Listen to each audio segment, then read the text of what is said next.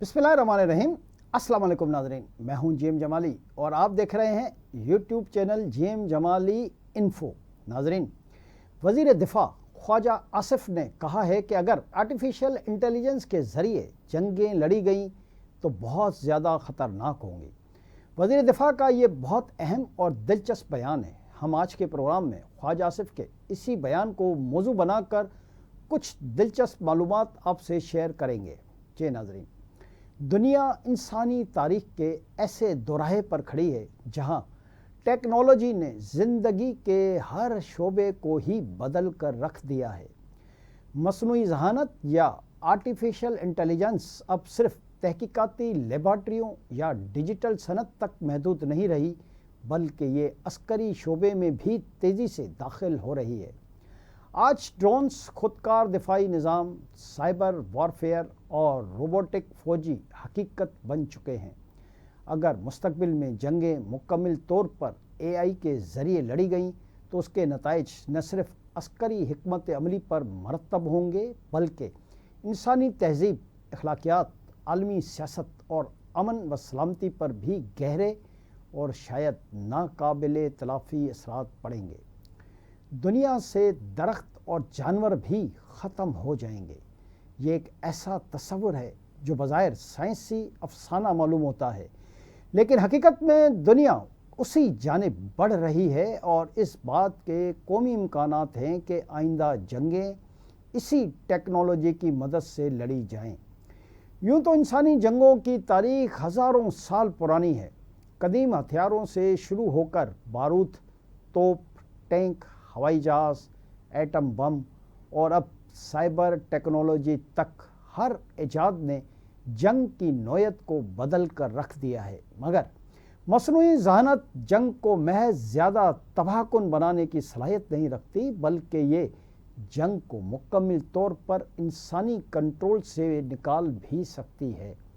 यही सबसे बड़ा सवाल है कि अगर एक दिन इंसान मैदान जंग में महज नाज़िर या तमाशाई बनकर रह जाए और असल फ़ैसला मशीनें करने लगें तो दुनिया कैसी होगी।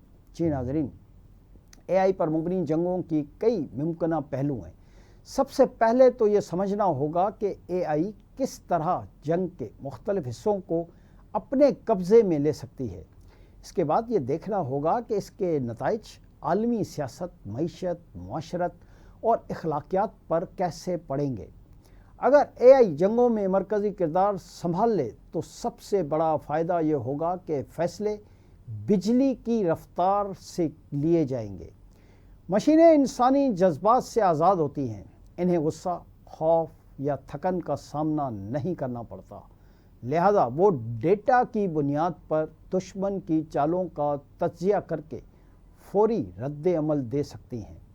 मुस्तकबिल का एक मंज़र ये हो सकता है कि किसी मुल्क की फ़ौजी कमांड सिर्फ हिदायत जारी करे और एआई खुद ही दिफा और हमले के मंसूबे बनाकर रोबोट, ड्रोन्स और मिसाइल सिस्टम के ज़रिए उन पर अमल दरामद करे।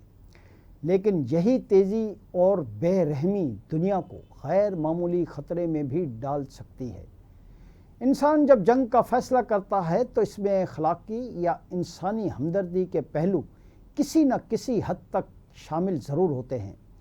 मिसाल के तौर पर किसी शहर पर बमबारी के वक्त आम शहरियों को बचाने की कोशिश की जाती है, लेकिन अगर फ़ैसला मशीन के हाथ में हो तो वो सिर्फ आदाद व शुमार देखेगी और शायद ये फ़ैसला करे कि दुश्मन को ख़त्म करने के लिए हज़ारों शहरियों की कुर्बानी भी काबिल कबूल है, जिसके नतीजे में दुश्मन के फ़ौजियों के साथ साथ हज़ारों बल्कि लाखों मासूम शहरी चंद मिनटों में हलाक हो जाएंगे, जिनमें बच्चों और औरतों की भी एक बहुत बड़ी तादाद शामिल होगी। जी नाज़रीन, अगर जंगें एआई के ज़रिए लड़ी जाएं तो सबसे पहला नतीजा ये निकलेगा कि इंसानी फ़ौज की ज़रूरत कम हो जाएगी। आज के ड्रोन्स महज दूर बैठे इंसान के कंट्रोल में काम करते हैं, लेकिन मुस्तकबिल में ये ड्रोन्स मुकम्मल तौर पर ख़ुद मुख्तार हो सकते हैं। वो अपने अहदाफ खुद चुनेंगे, इन्हें पहचानेंगे और फिर तबाह भी कर देंगे। इसी तरह अगर मैदान जंग में दोनों तरफ से इंसानी सूरत में فوجی کے بجائے روبوٹ فوجی ہوں گے تو دشمن کے علاقے میں داخل ہو کر لڑیں گے اور شاید اپنے اندر کسی بھی حملے کے نتیجے میں پیدا ہونے والی خرابی کی صورت میں اپنی مرمت یعنی اپنے آپ کو ریپیئر بھی خود کر سکیں گے۔ تو ایسی جنگوں میں انسانی ہلاکتیں بظاہر کم ہو سکتی ہیں کیونکہ محاذ پر سپاہی نہیں ہوں گے بلکہ مشینیں ہوں گی۔ لیکن اس کا مطلب یہ بھی ہوگا کہ جنگ شروع کرنا حکومتوں کے لیے آسان ہو جائے گا۔ جب انہیں یہ یقین ہوگا کہ ان کے اپنے شہری فوجی نہیں مریں گے تو وہ زیادہ بے خوفی سے حملے کا حکم دیں گے۔ اس سے عالمی سطح پر جنگوں کا امکان اور بھی بڑھ سکتا ہے۔ جی ناظرین، مصنوعی ذہانت کی سب سے طاقتور صلاحیت ڈیجیٹل دنیا میں ہے۔ اگر جنگیں اے آئی کے ذریعے ہوں تو دشمن کو گولیوں یا بموں سے نقصان پہنچانا ضروری نہیں رہے گا بلکہ اس کا بجلی کا نظام، بینکنگ سسٹم، انفراسٹرکچر، مواصلاتی نیٹ ورک اور دفاعی ریڈار مفلوج کر دیے جائیں گے۔ یہ سب کچھ چند سیکنڈ میں ممکن ہوگا۔ اس صورت میں جو پہلے حملہ کرے گا وہی کامیاب قرار پائے گا۔ سوچئے، اگر کسی ملک کا اے آئی سسٹم دوسرے ملک کے پاور گرڈ پر حملہ کرے اور پورے ملک کو اندھیرے میں ڈبو دے تو یہ بھی معاشی اعتبار سے ایک تباہ کن جنگ ہی ہوگی۔ ایسی صورت میں نہ صرف معیشت بیٹھ جائے گی بلکہ عام عوام بھی سخت مشکلات میں آ جائیں گے۔ اس طرح کی جنگ میں ہلاکتیں براہ راست بمباری سے نہیں بلکہ بھوک، پیاس، علاج کی سہولت نہ ملنے اور سماجی انتشار سے ہوں گی۔ دوسری جانب اے آئی کی جنگوں کا سب سے بڑا نتیجہ عالمی طاقتوں کے توازن میں نظر آئے گا۔ وہ ممالک جو ٹیکنالوجی میں آگے ہوں گے دوسروں پر غالب آ جائیں گے۔ امریکہ، چین، روس، یورپ اور اسرائیل اس وقت عسکری اے آئی پر سب سے زیادہ سرمایہ کاری کر رہے ہیں۔ ترقی پذیر ممالک جیسا کہ پاکستان یا افریقی ممالک شاید اتنی تیزی سے اس دوڑ میں شامل نہ ہو سکیں۔ اس کا مطلب یہ ہوگا کہ عالمی طاقتوں اور کمزور ممالک کے درمیان فاصلہ مزید بڑھ جائے گا۔ یہ بھی ممکن ہے کہ اے آئی ٹیکنالوجی بلیک مارکیٹ یا انڈر ورلڈ تک پہنچ جائے اور دہشت گرد تنظیمیں یا چھوٹے گروہ بھی اس تک رسائی حاصل کر لیں۔ اگر کوئی غیر ریاستی گروہ خود کار ڈرونز یا سائبر حملوں کا استعمال کرے تو پوری دنیا عدم استحکام کا شکار ہو سکتی ہے۔ یہ دنیا کے لیے بہت زیادہ تباہ کن صورتحال ہوگی اور ملکوں پر ریاست کا کنٹرول نہ ہونے کے برابر رہ جائے گا۔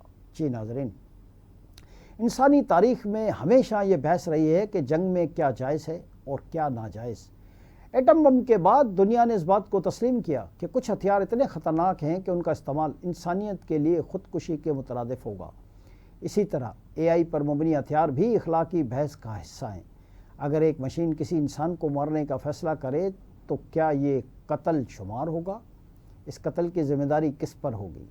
اس ملک پر جس نے مشین بنائی، اس سائنسدان پر جس نے الگورتھم تیار کیا، یا اس فوجی پر جس نے بٹن دبایا؟ یہ ایسے سوالات ہیں جن کا جواب ابھی دنیا کے پاس نہیں۔ فرض کیجئے کہ دو بڑی طاقتیں مثلاً امریکہ اور چین اے آئی کی جنگ میں آمنے سامنے آ جائیں۔ دونوں کے خودکار ہتھیار ایک دوسرے کے خلاف لانچ ہو جائیں۔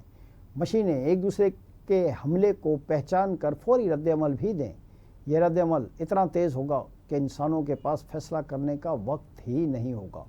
اس کے نتیجے میں چند گھنٹوں میں لاکھوں لوگ متاثر ہو سکتے ہیں، پوری معیشتیں بیٹھ سکتی ہیں اور دنیا بھر میں افراتفری پھیل سکتی ہے۔ یہ بھی ممکن ہے کہ اے آئی اپنے پروگرام کے مطابق فیصلہ کرتے ہوئے کسی ایسے عمل کا انتخاب کرے جو انسان نے سوچا بھی نہ ہو۔ مثلاً بجلی کے نظام کو بند کرنے کے بجائے پانی کے ذخائر کو زہر آلود کر دے یا سیٹلائٹ سسٹم کو تباہ کر کے پوری دنیا کو اندھیرے میں ڈال دے، یا پھر غذائی اجناس اور زراعت کے نظام کو مکمل طور پر تباہ کر دے تو پھر یہ دنیا کا اختتام ہی ہوگا، اور جہاں جنگ ہوگی وہاں انسان مکمل طور پر ختم ہو جائیں گے۔ جی ناظرین، لیکن دوسری طرف کچھ ماہرین کا خیال ہے کہ اے آئی کی جنگیں دراصل امن بھی لا سکتی ہیں، کیونکہ کوئی بھی ملک ایسے ہتھیار استعمال نہیں کرے گا جو اس کے اپنے وجود کو بھی خطرے میں ڈال دیں۔